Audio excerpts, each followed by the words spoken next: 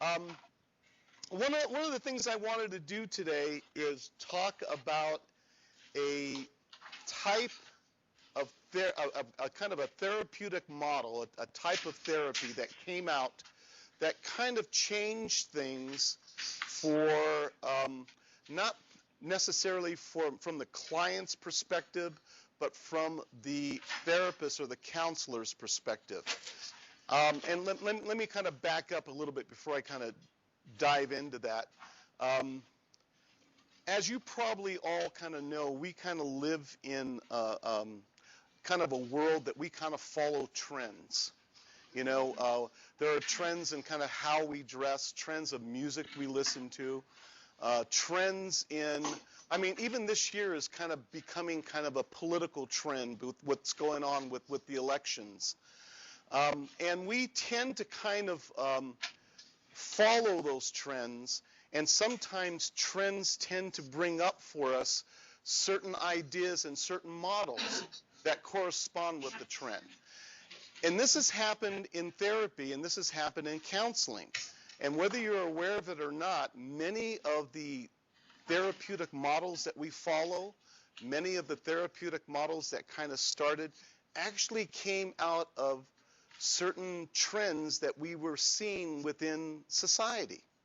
The whole notion of psychoanalysis, when Freud kind of came up with his theory of psychoanalysis back in, in the 30s and in the 40s, we started to really practice it. That really came out of a need for what we were seeing with certain behaviors within people that were being diagnosed with certain kind of mental illnesses. That kind of came out of that. There was this notion of, at that time we talked a lot about hysteria.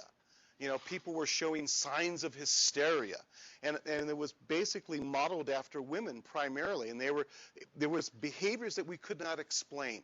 There were stressors and behaviors that we could not explain. Freud came up with this theory of psychoanalysis and basically talked about how there were unconscious needs and desires that were not being met that was creating this anxiety. Okay, and that kind of really took hold. It was kind of aligning itself with what we were seeing during that time. And then for a short period of time, when that kind of fell through, with following through, we had behaviorists who were following certain trends that they were seeing in society. And then they were saying, well, a lot of the behaviors we have were learned. We're learning from each other. They were kind of social behaviors that we were kind of learning from each other.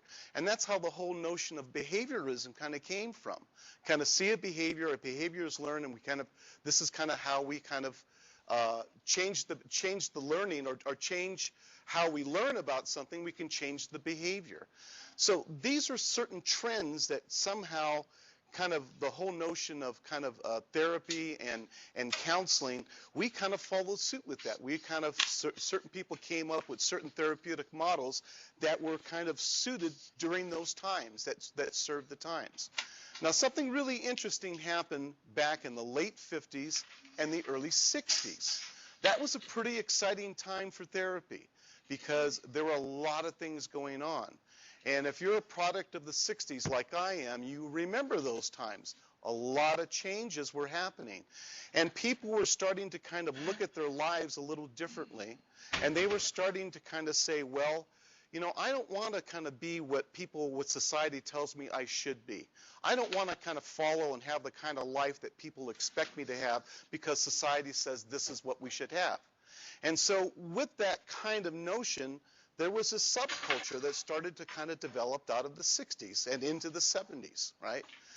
And a whole new notion of how we looked at each other and how we kind of started to kind of try to define each other started to come out of that. And with that came different therapeutic models, okay? Now, the whole notion during the 60s of existentialism started to come out. And existentialism is kind of like the notion, and again, this is more philosophical, and I don't want to get into the philosophy of it, but in existentialism, the notion is basically people are free to make their choices. And people, not only are we free to make the choices we make, but people should be taking the responsibility for making those choices. This kind of was part of that subculture that came out of that era that basically says, I don't have to be what society tells me I need to be. I can be who I choose to be, okay? Now, again, this opened up a lot of thoughts and a lot of ways of how to deal with people within a therapeutic model, okay? Because prior to that, it was really either psychoanalysis or it was behaviorism. Either you learn the behavior, we change learned behaviors, or we kind of deal with why people do because of unfulfilled, unconscious desires and thoughts. So all of a sudden, with this whole notion of existentialism, new theories and new therapies started to kind of branch out. One in particular stood out, and the one that I want to talk about today is called person-centered therapy.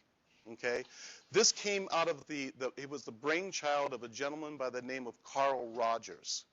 Now, we still talk about patient-centered therapy or centered therapy. And sometimes we give it different names. It could be client-centered therapy. Some people refer to it as Rogerian therapy. Even the whole notion of cognitive behavioral therapy, which we talked about, really kind of came from this. It kind of branched out from this whole notion of this. So I wanted to talk a little bit about this today because I think it's important, because not necessarily from the therapy perspective, but from the perspective of the therapist, because this is a model in therapy that changed how we as professionals in this, whether counselor, therapy, even social workers, how we kind of look at working with clients. And it became very, very popular. And the way we started to train people in this profession started to change around this time because of this particular model of therapy. So I want to talk a little bit about that. Normally, models that we look at in therapy, usually the therapist, say for example in psychoanalysis, the person who is performing the therapy, the psychoanalyst, so to speak, he is the person who is in control of the session, right? We talked about that. He is the leader, or she is the leader. She basically is kind of controlling and dictating as to how that therapy is running and what he or she wants that client to do, okay? And so there's a real kind of sense of power in that relationship. Now, even in cognitive therapy, which we just talked about just last week or so, even that model is different too, because the cognitive therapist basically is saying, well, I take the role more as kind of the teacher. I can remember giving you assignments and kind of help kind of follow through those assignments and kind of discussing that. So there's still this kind of relationship where that therapist or that counselor has this bit of one-upmanship, okay? In person-centered therapy, this whole Rogerian kind of way of looking at it through Carl Rogers, he basically said that's ridiculous. You don't work with people that way. There has to be a sense of equality with both counselor and client, always a sense of equality. There can never be one who is up on the other. And his notion of thinking that way basically set a new way of how we look at how change occurs. Okay? Because if you think about traditional other methods of therapy, usually change occurs because someone is directing the change. Someone is basically saying, this is where you need to go, or this is where you need to go.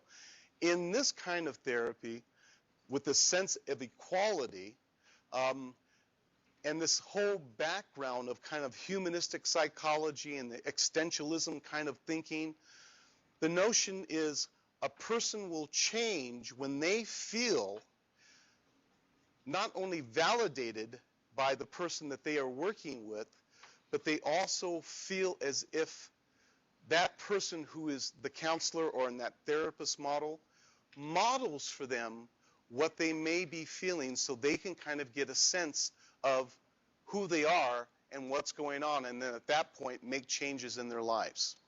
Okay?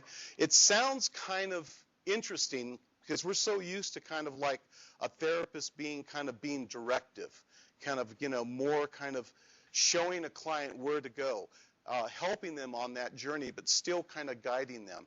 In this kind of therapy, there's a sense of equality that kind of made us think as therapists what our role really could be and how we can conduct our role within a session. So I want to talk a little bit about this patient-centered therapy with you today and explain a little bit at more not from necessarily a client's perspective, but more from the perspective of the therapist or the counselor. Okay? And this is why this therapy is I think important for you to know, because it really isn't necessarily about the client. It's about how we as helping people, helping professionals, whether you're in the role as a therapist or counselor, or if you're doing, case management even, how if you can change that role and look at your role as more aligning yourself, literally aligning yourself with your client, how that could initiate change with your client. Okay?